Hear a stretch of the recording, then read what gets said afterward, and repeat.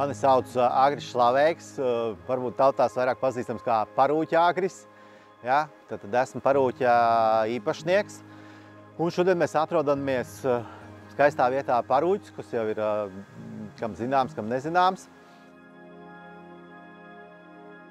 Parūķa ideja tapa diezgan interesantā veidā no stāsta par to, ka nekad dzīvē nav par vēlu sākt visu no nulles. Tas ir stāsts par manīm, un no tā arī izveidojās Parūķa stāsts.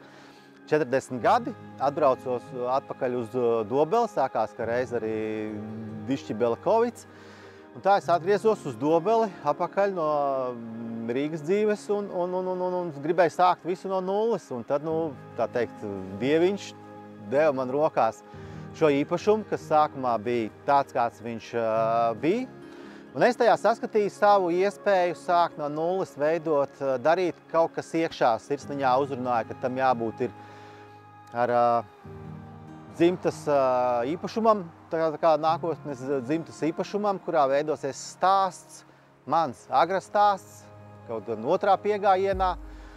Es esmu nogājis savā stāstā, nākamgad būs 4. vasara, un es esmu ļoti apmierināts un domāju, ka pārējie, kas redz parku, tātad tas tā arī ir.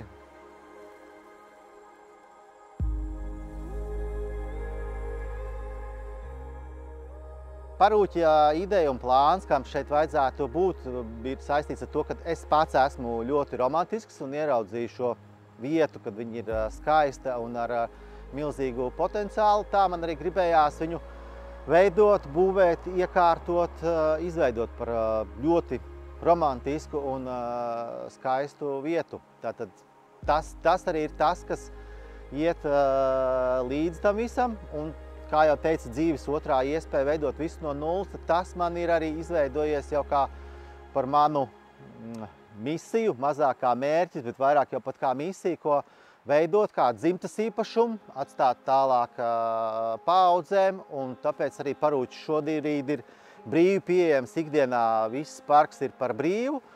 Jau attīstoties bišķiņ naudiņas, mēs ņemam tikai par to, kad ir pasākumi kādi, pieņemsim, šobrīd bija jau 2 koncerti mums ir kāzu ceremonijas. Milzīgs paldies, protams, ir visai manai ģimenei, gan no dzimtas manai ģimenei, mammai, tētim, brālim, vislielākais paldies par visu smago darbu, palīdzēšanu, izdarīšanu, kā arī sievas puses ģimenei, kas man ir pieņēmusi un nāk man palīgā talkās un zāles pļaušanās un palīdz uzturēt un uzkopt to visu. Un jau šis ir izveidojies tik tiešām kā dzimtas ģimenes atzīts labs īpašums, kurā visi nāk palīgā, visi piedalās un visi ir sapratuši Parūķa Agra ideju dot, dalīties, ziedot, kalpot cilvēkiem un atbalst man tajā. Un milzīgākais paldies visām manām ģimenēm un dzimtai. Lietas, kas paliekās atmiņā pašam man personīgi no parka, kad man ir izdevies šeit veidot savu arī dzimtas